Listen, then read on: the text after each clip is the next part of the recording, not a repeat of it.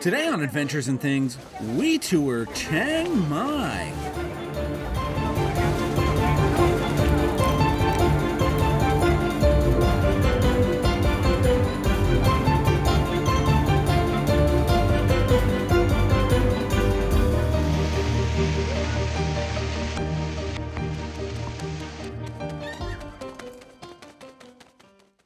This is Thailand, and this is Chiang Mai, the second largest city in Thailand, and this is the old city of Chiang Mai, which translates to new city. This new city is 500 years old. Let's just wander around this city right now. It's pretty cool. Whenever I get to a new city, I like to explore the mean streets, but lately I have found that free or very cheap walking tours are the best way to go. You get the knowledge of a local guide and see places that you might not have seen otherwise. And with my trusty guide San and some random guy in a hat, we were on our way to tour Chiang Mai.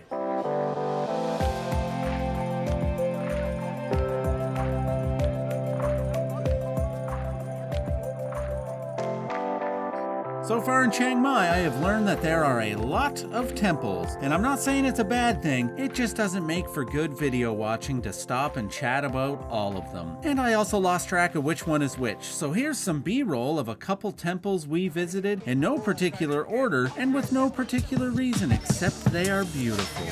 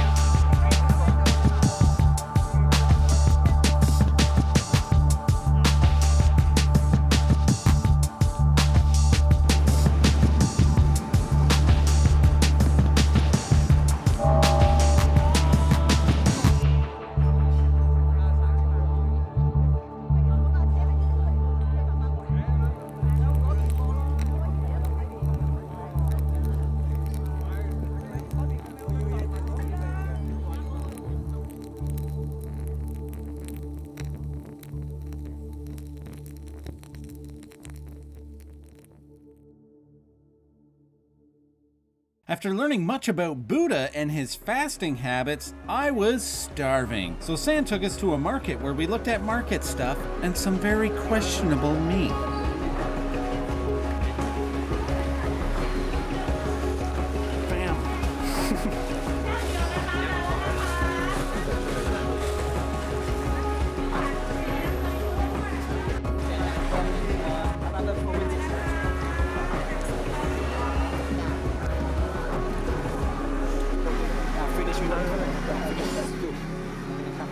It's a paper sausage. A Chinese sweet sausage.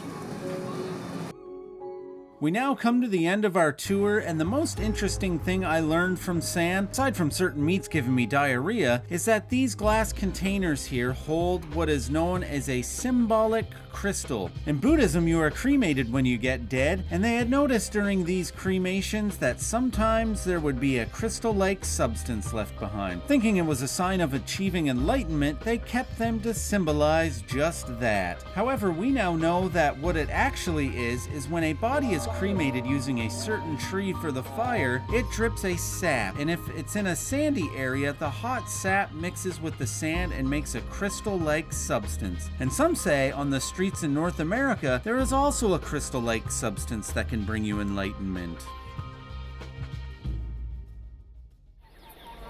It was time to get away from the city and explore some of the nature in Chiang Mai. So I went on a tour of a place called Sticky Falls, and the first part of our tour was hiking to the source of the falls. I'm not exactly sure what I was expecting, to be honest, but I feel like it was a little more than this. That's what she said. What piqued my interest in this tour was hiking down the waterfalls, but not the back up part. That's where they lost me. It's pretty amazing to be able to hike up and down these falls. The calcium-rich water is what gives it this calcium-y look and its stickiness, hence the name Boy Tong. But enough of voiceover Mike's genius. Let's hear what on-camera Mike has to say about these. This is a sticky situation.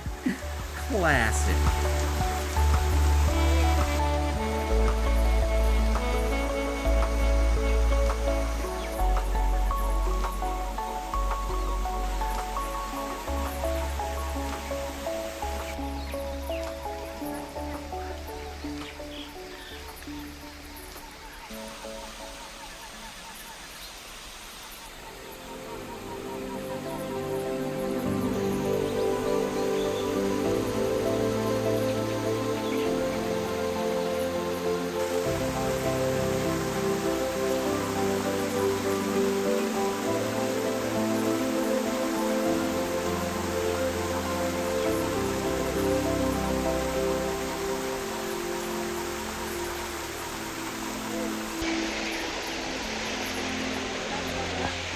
Awesome.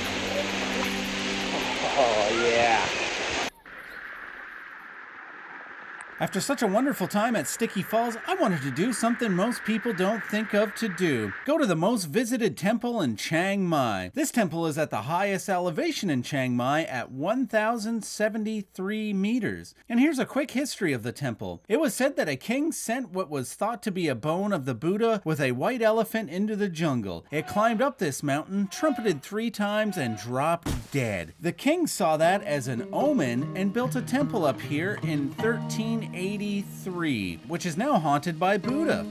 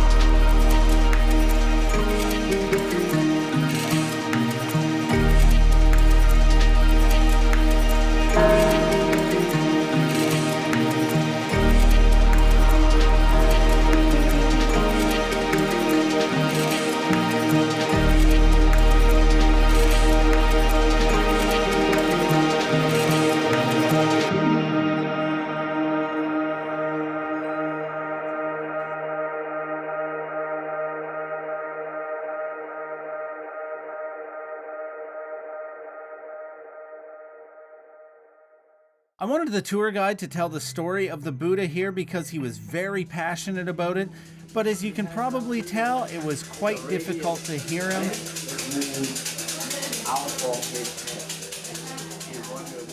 But don't you worry your precious little hearts about it. I will explain it all to you.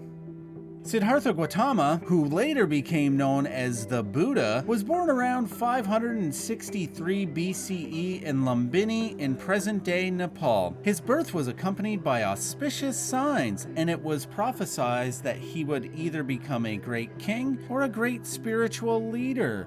Some foreshadowing. Raised in luxury, Siddhartha lived a sheltered life within the walls of his father's palace. However, at the age of 29, he embarked on a series of 4 4 journeys beyond the palace walls, where he encountered the realities of old age, sickness, death, and finally an ascetic monk who seemed at peace with the world. These encounters deeply impacted him, prompting him to renounce his princely life in search of truth and liberation from suffering. For 6 years, Buddha practiced extreme asceticism and meditation under various teachers, but he still couldn't find the answers he sought. Eventually, he abandoned this path and began practicing meditation and mindfulness on his own. One evening, Buddha sat under the tree of enlightenment in India. He resolved not to rise until he attained enlightenment. After a night of intense meditation, Buddha experienced profound insights into the nature of existence and the causes of suffering. This marked his enlightenment and transformation into the Buddha, which means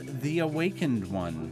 For the next 45 years, the Buddha traveled across northern India, teaching his insights known as the Dharma, or the teachings of truth. He founded a monastic order and attracted a diverse following. His teachings emphasized the 4 noble truths: the truth of suffering, the cause of suffering, the cessation of suffering, and the path to cessation of suffering, as well as the Eightfold Path, which outlines the way to live a life free from suffering and attain enlightenment. And Buddha said, like and subscribe to this channel, and your suffering shall end. I know, he probably didn't say that.